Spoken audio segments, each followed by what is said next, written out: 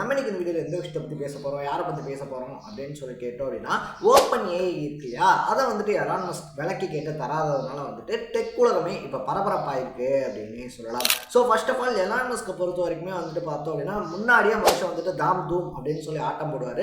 Trump வந்துட்டு அதிபராக வந்ததுக்கு அப்புறமா பார்த்தோம் அப்படின்னா பல முக்கியமான பொறுப்புகள் அப்படின்றது எலான் மஸ்க்கு கொடுக்கப்பட்டிருக்கு அப்படின்னே சொல்லலாம். இதனால அமெரிக்க அரசியல்லேயே வந்துட்டு பார்த்தோம் அப்படின்னா பல முக்கியமான முடிவுகள் எடுக்கக்கூடிய இடத்துக்கும் எலான் மஸ்க் நகர்ந்திருக்காரு அப்படின்றதான் இப்போ நிதர்சனமான உண்மை அப்படின்னு சொல்லணும்.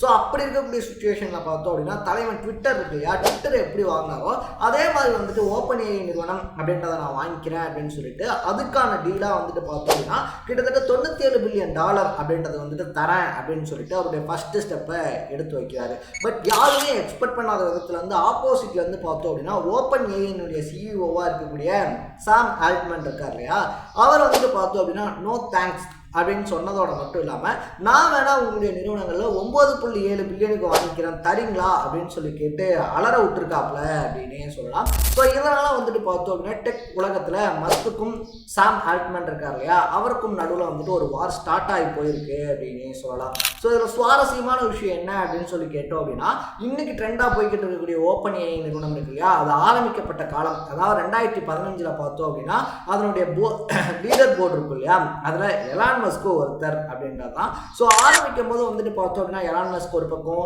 அது மட்டும் இல்லாமல் சாம் ஆல்ட்மன் இருக்கார் இல்லையா அவர் ஒரு பக்கம், மைக்ரோசாஃப்ட் ஒரு பக்கம், அது மட்டும் இல்லாமல் பார்த்தோம் அப்படின்னா எக்கச்சக்கமான நிறுவனங்கள் சேர்ந்து வந்துட்டு கிட்டத்தட்ட $1 பில்லியன் அப்படின்ற அளவுக்கு வந்துட்டு பார்த்தோம் அப்படின்னா முதலீடு அப்படின்றத சேர்த்துருக்காங்க. அதுக்கப்புறமா வந்துட்டு பார்க்கும்போது பார்த்தோம் அப்படின்னா 2018 காலகட்டம் இருக்கு இல்லையா, இந்த ஓப்பன் ஏஐ நிறுவனத்தினுடைய அதிகாரம் தன்னுடைய கையில் தான் இருக்கணும் அப்படின்னு சொல்லிட்டு எலான் மஸ்க் விருப்பப்படுறாரு. அதுக்கு வந்துட்டு அப்போ அந்த சாத்தியக்கூறுகள் அப்படின்றது இல்லாததுனால பார்த்தோம் அப்படின்னா எலான் மஸ்கே அந்த லீடர் போட்டிருக்கு இல்லையா அதுலேருந்து வெளியில் வராரு அப்படின்னே சொல்லலாம். ஸோ இப்படி வந்துட்டு 2018 விட்டுட்டு போன நிறுவனத்தை பார்த்தோம் அப்படின்னா மறுபடியும் இன்னைக்கு அது வளர்ந்து வந்து டாப்பாக இருக்கும்போது அதை நானே வாங்கிக்கிறேன் எனக்கு 97 பில்லியனுக்கு கொடுங்க அப்படின்னு சொல்லி கேட்டுக்கிறது பரபரப்பை ஏற்படுத்தியிருக்கு அப்படின்னே சொல்லலாம். ஒரு சிலர் வந்துட்டு பார்த்தோம் அப்படின்னா நல்ல டீல் தானே, பேசாமல் சாம் ஆல்ட்மன் அதை அக்செப்ட் பண்ணியிருக்கலாமே அப்படின்னு சொல்லிக்கிட்டு இருக்கும்போது இன்னும் ஒரு சிலர் வந்துட்டு பார்த்தோம் அப்படின்னா சபாஸ் மஸ்க்கு சரியான போட்டி அப்படின்னு சொல்லிட்டு சாம் ஆல்ட்மனை ஏற்றி விட்டுக்கிட்டு இருக்காங்க அப்படின்னே சொல்லலாம். ஸோ யார் இந்த சாம் ஆல்ட்மன், அவருடைய பின்னணி என்ன அப்படின்னு சொல்லி தான் நம்ம இந்த வீடியோவில் பேச போகிறோம். அதுக்கு முன்னாடி நம்ம சேனலுக்கு நீங்கள் புதுசாக வந்திருந்தீங்க அப்படின்னா இதே மாதிரி அப்பப்போ அப்டேட்டாக போயிட்டு இருக்கக்கூடிய விஷயங்கள் இருக்கு இல்லையா, அது கரண்ட் அஃபேர்ஸாக இருந்தாலும் சரி, பாலிடிக்ஸாக இருந்தாலும் சரி, ஸ்போர்ட்ஸாக இருந்தாலும் சரி, அப்பப்போ அப்டேட்டாக போயிட்டு இருக்கக்கூடிய விஷயங்களை நீங்கள் தொடர்ந்து தெரிஞ்சுக்கணும் அப்படின்னு ஆசைப்பட்டீங்கன்னா மறக்காம சேனலை ஃபாலோ சப்ஸ்கிரைப் பண்ணிக்கோங்க. ஸோ ஃபர்ஸ்ட் ஆஃப் ஆல் யார் இந்த சாம் ஆல்ட்மன் அப்படின்னு சொல்லி பார்த்தோம் அப்படின்னா அமெரிக்காவில் பிறந்த ஒரு பையன் அப்படின்னே சொல்லலாம். ஸோ அமெரிக்காவில் தான் பிறந்தது வளர்ந்தது இது எல்லாமே வந்துட்டு சாம் ஆல்ட்மன் அமெரிக்காவில் தான் பண்ணுறாரு. அப்படி அவர் வளர்ந்துக்கிட்டு இருக்கும் போதே வந்துட்டு பார்த்தோம் அப்படின்னா டெக் துறை மேலே ஒரு ரொம்ப பெரிய காதல் அப்படின்றது இருந்திருக்கு.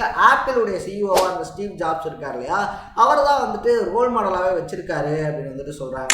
ஸோ ஒரு ஸ்கூல் அந்த எஜுகேஷன் இருக்கு இல்லையா, பள்ளி படிப்பெல்லாம் முடிச்சதுக்கு அப்புறமா பார்த்தோம்னா ஸ்டான்ஃபோர்ட் யூனிவர்சிட்டியில் போயிட்டு பிஎஸ்சி கம்ப்யூட்டர் சயின்ஸ் அந்த மாதிரி வந்துட்டு கம்ப்யூட்டர் ரெலவெண்ட்டாக ஒரு கோர்ஸ் அப்படின்றத எடுத்து படிக்கிறாரு.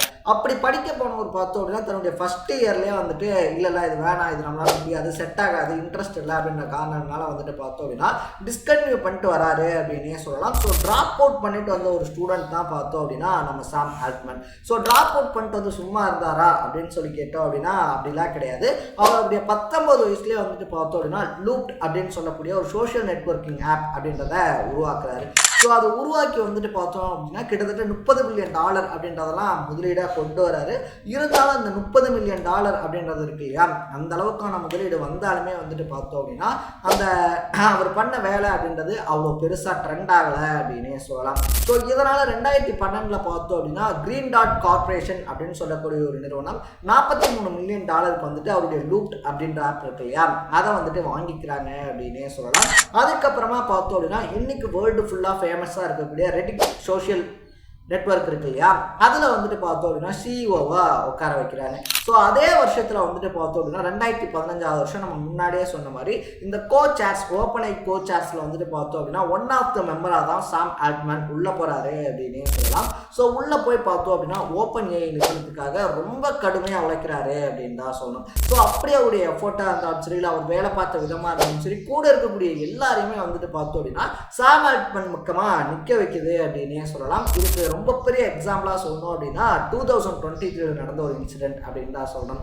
ஸோ நவம்பர் 17, 2023 என்ன ஒரு அறிவிப்பு வருது அப்படின்னு சொல்லி பார்த்தோம்னா, சாம் ஆல்ட்மேன் இருக்கார் இல்லையா, அவரை வந்துட்டு ஓப்பன் ஏஐனுடைய அந்த கோச்சார்ஸ்ல வந்து தூக்குறோம் அப்படின்னு சொல்லிட்டு ஒரு அறிவிப்பு வெளியே வருது.